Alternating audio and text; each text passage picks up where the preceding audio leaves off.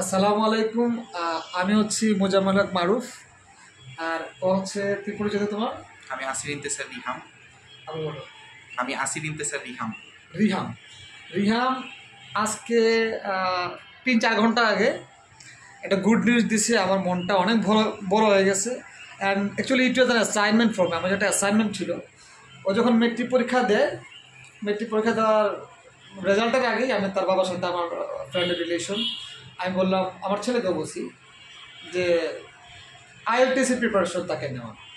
তো এটা খুবই আনকমন, রেজাল্টও বের হয় নাই, আমাকে আইএলটিএস পড়তে বলতেছে। আর আমাদের বাচ্চারা জানে যে আইএলটিএস মানে বড়রা দেয়, তাই না? তো রিহামকে এবং আরও 2-3 স্টুডেন্টকে নিয়ে আমি যখন শুরু করলাম, তাদের 2000 কত সালে, 2022 মানে মেট্রিক পরীক্ষা দিছে, দেওয়ার সাথে সাথে তো আমি আইএলটিএস প্রতি সপ্তাহে শুক্রবার করতাম, তাই না? শুক্রবার একদিনই করতাম। তো আমি তার রাইটিং এবং তার রিডিং দেখে বলছিলাম যে তুমি আইএলটিএস পরীক্ষা দিলে 9 পাবা। হয়তো সে বিশ্বাসও করে নাই, তার বাবা হয়তো বিশ্বাস করে নাই, কিন্তু আমি বিশ্বাস করছি। অর্থাৎ আমাদের ছেলেদের মধ্যে যেটা ট্যালেন্ট আছে, আর আইএলটিএস পরীক্ষাটা যে আসলে নাথিং ডিফিকাল্ট, এই একটা ট্রেন্ড, এটাও দূর করতে হবে। আমি এটাও প্রমাণ করতে চাচ্ছি যে আইএলটিএস আসলে আমাদের কোনো পরীক্ষা না, এটা একটা সিস্টেম যার সম্পর্কে মেসেজটা যত আগে দেওয়া যায় তত বেশি ভালো রেজাল্ট করা যায়, তাই না? তো যা হোক, তো তার কলেজের পরীক্ষা শুরু হওয়ার পর্যন্ত প্রতি শুক্রবার আমরা বোধহয় 2 মাস বা 3 মাস পড়ছিলাম, তাই না? 2-3 মাস আমরা আইএলটিএসটা করলাম এবং জেনে গেলাম what is IELTS, what is reading, writing, listening, speaking, এই 4টা স্কিল সম্পর্কে ধারণা নিয়ে তার যখন কলেজ শুরু হয়ে গেছে। তো অন্তত বাংলা মিডিয়ামে, তাই না? বাংলা মিডিয়ামে কিন্তু সে আইএলটিএসে আউট অফ 9 8 স্কোর করেছে। 8, this is the joke. And আমি এটা বুঝতে পেরেছিলাম সে যখন মেট্রিক পরীক্ষা দিয়েছে। তাহলে এমন অনেক ছেলে মেয়ে আছে যারা আসলে জানতেই পারে না এবং তাদেরকে মেসেজটা দেওয়া হয় না যে ইউল গেট দিস। অর্থাৎ আইএলটিএস কোনো আহামরি পরীক্ষা না, এটা আমি বারবার বলতে চাচ্ছি। এটা একটা সিস্টেম যার সম্পর্কে আগে থেকে জানতে হবে। তারপরে সে এই মেট্রিক ইন্টার পরীক্ষা দিল। পরীক্ষা দেওয়ার পরপরই তার বাবার সাথে আমার কথা হইলো যে কী করবো, আগে ভার্সিটি পরীক্ষাগুলো দিবে। তা আমি বললাম ভার্সিটি বা বুয়েট মেডিকেল সে চান্স পাওয়ার মতো ছেলে, সে মণিপুর স্কুল থেকে পড়াই করছে। কলেজের কোটা ছিল আধুনিক ক্যান্টনমেন্ট কলেজ ছিল। তো ও বুয়েট মেডিকেলে চান্স পাওয়ার মতো ছেলে। তা বললাম ভাই পরীক্ষাটা দিয়ে দেন, আইএলটিএস পরীক্ষা আছে, একটা আইডিয়া আছে, পরীক্ষাটা দিয়ে দেন। সামহাও সে বাংলাদেশের কোনো একটা বিখ্যাত কোচিং সেন্টারে আমি ভর্তি হইতে বসি, কারণ তাকে এটাও বুঝতে হবে যে কোচিং সেন্টার আসলে তাকে কী কতটুকু উপকার করে আর সে নিজেকে কত উপকার করতে পারে। কোচিং সেন্টার একটা ট্রেন্ড বা একটা সিস্টেমের মধ্যে পড়ে, এর বেশি কিছু না। অর্থাৎ তাকে নিজেকে পড়তে হবে বা এই সিস্টেমটাকে তাকে ধারণ করতে হবে।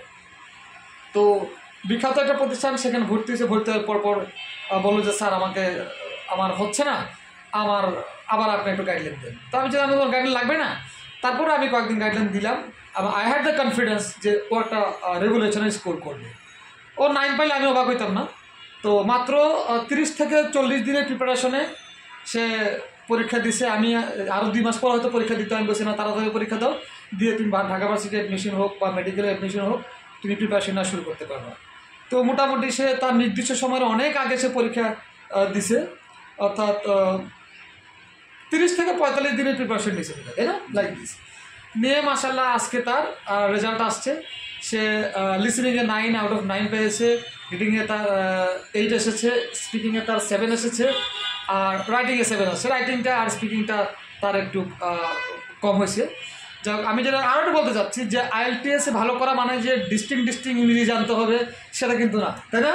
ও ভয় পাচ্ছিল যে ডিস্টিংক্ট ইংলিশ তো আমি জানি না, আমার জানি কী হবে।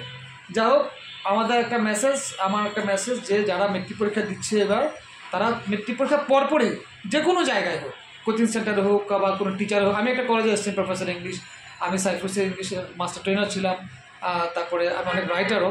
তো আমি বাবারই কথাগুলো বলি। তো এই রিহাম যে কাজটা করেছে এটা সবার জন্য সত্য। হয়তো 8 পেয়েছে, অনেক হয়তো 8 পাবে না, বাট ভালো স্কোর করতে পারবে এবং রিল্যাক্স ফিল করবে। কোনো ধরনের টেনশন কাজ করেছে, কোনো পেইন কাজ করে নেই।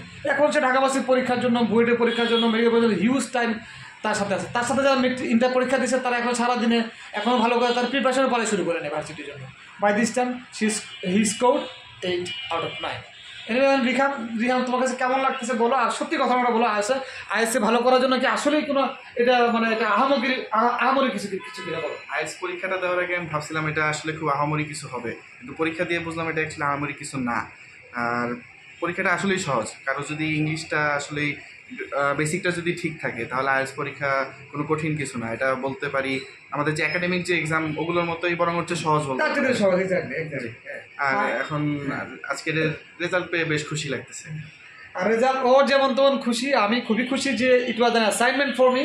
আমি প্রমাণ করতে চেয়েছি যে মেট্রিক পরীক্ষার পরেই তার মাথার মধ্যে আইএলটিএস এর মেসেজটা দিয়ে দিতে হবে এবং তাকে সে কনফিডেন্স দিয়ে দিতে হবে। ঠিক আছে, সবাইকে ধন্যবাদ। আমি জানি না ভিডিওর মধ্যে আমরা আনকাট ভিডিও, আমরা স্টুডেন্ট ছাত্র শিক্ষক মিলে আমরা একটা ভিডিও করেছি, যার যা ভালো লাগে।